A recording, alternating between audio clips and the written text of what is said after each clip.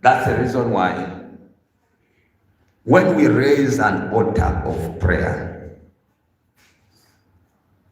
when we raise an altar of prayer,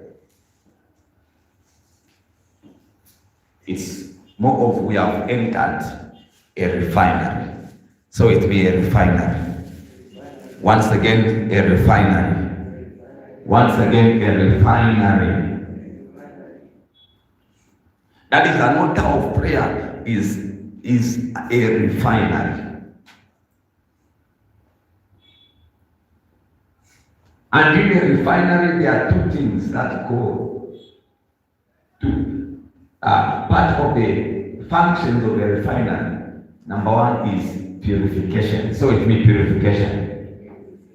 Number two, the function of the refinery, it is also to forge things.